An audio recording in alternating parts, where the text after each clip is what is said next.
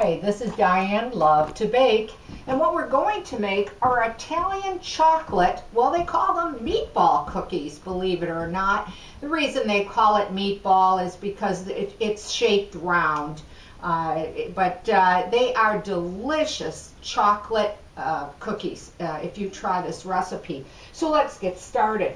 First, we're going to start off with a half a cup of butter. I've had it at room temperature. Now, if you don't have butter, but you have shortening in the house, go ahead and use your solid shortening if you want.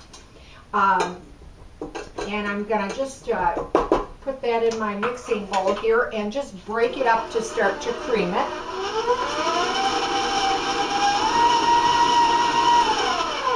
Alright, once you do that, you're going to be putting in 3 eggs. I'm going to put them in one at a time, and they are at room temperature. And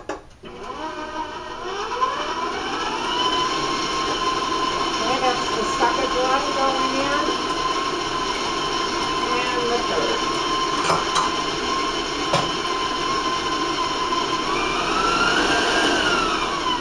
Okay, now once you combine them together, I just want to get to the bottom of my mixing bowl there, okay? You're going to be adding and beating in 1.5 cups of granulated sugar, okay? Now you can also, take your butter, cream that, put your sugar, and then your eggs. Because I know someone's going to write about that. So, all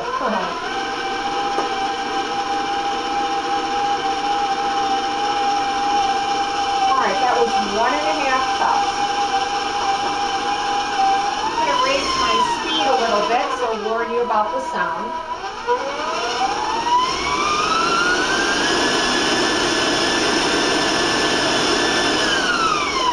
Okay.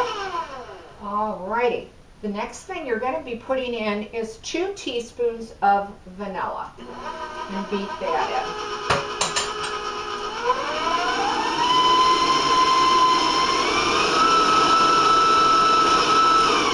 Okay, once that is relatively smooth, you're going to work on your dry ingredients, and you're going to need 3 cups of all-purpose flour. Now I'm also going to be putting in 2/3 of a cup of unsweetened baking cocoa, okay, and I'm just going to start to stir that together a little bit here, just to blend it a little bit. Now, lots of dry ingredients to come. Everything's going to be located, the recipe, below the video for the ingredients. You're going to be putting in 1.5 teaspoons of baking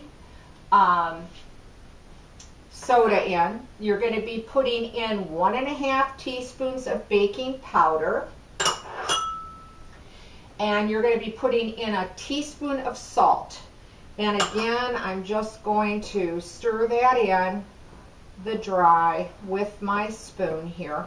Okay, there we go.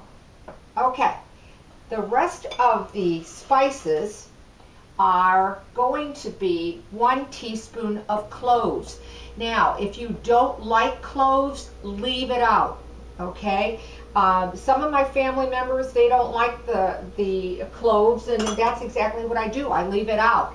And then I make recipes that I do have the cloves of people that like them. But a teaspoon of cloves, unless you choose to leave it out. 1 teaspoon of allspice, I'm going to put in, and again, I'm mixing this all in. And you're going to put a teaspoon of cinnamon in. Now, some people I know will probably write and say, well, gee, if I leave out the cloves, can I alternate something? Well, you know, you can put an extra 1/2 teaspoon of cinnamon if you want to. Or just like I said, just put 1 teaspoon in, okay? But I've done it and they come out really delicious. And the last thing that you're going to be putting in is a 1/2 teaspoon of nutmeg, okay? All right, and again, I'm just going to stir that in. Now what we're going to do is we're just going to start slowly incorporating the dry with the wet, Okay, so I'm going to do that a little at a time here.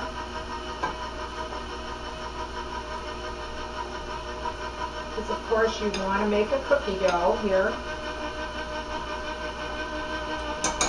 I'm going to raise my speed just a little bit.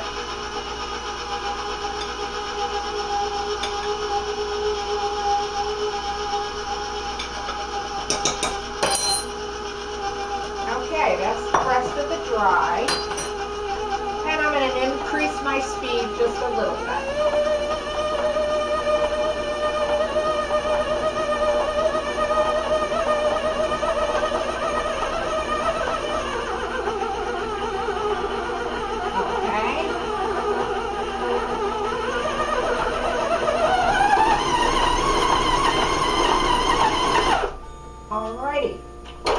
Now, the last thing that we're going to be putting in is a cup of chopped nuts.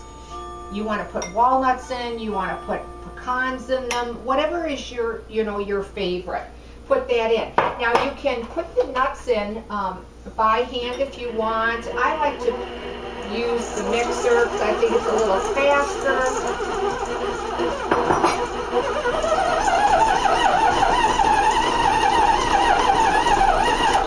Okay. And let me just take my paddle out of here first. There we go. Take the excess off. And then I'd like to show you what the cookie dough looks like. Okay.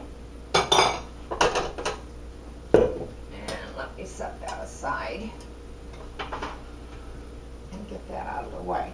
Okay. And this is the amount that you're going to get. You can see it's a good batch of cookie dough, okay?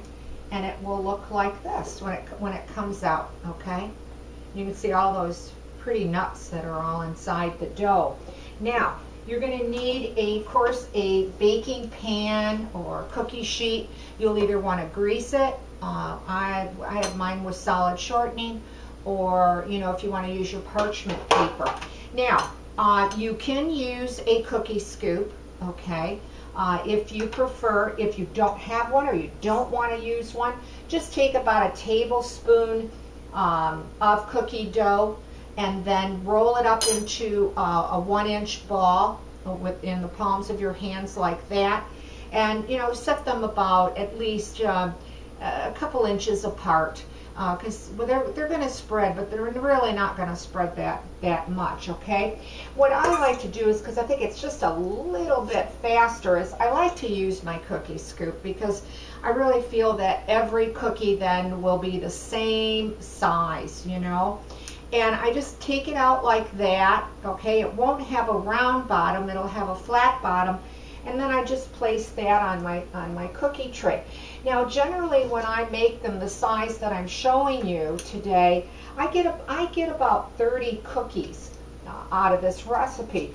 It's going to be up to you how large you make them or how small, depending, of how many you're going to get out of the recipe. Okay. Now, once you have them on your tray, of course, you're going to put them in a preheated oven at 350 degrees. And they're only going to take you about 10 to 12 minutes. You don't want to overbake these cookies because trust me, they're just not going to come out very well. What you'll want to do, though, is once they are out of the oven, let them sit on the tray for just a few minutes before you move them to your cooling rack so they don't fall apart, okay? I want to rinse my hands real quickly, and I want to tell you that there is a glaze that you do put over this cookie. You don't have to, but it really does finish them off very nice. And this is how they do turn out. Now, what I mix is a glaze. It's really simple. It's 4 cups of powdered sugar, a 1/4 cup of your unsweetened baking cocoa, and then 1/2 cup of milk. And then I sprinkle just little chocolate jimmies or confettis on the top.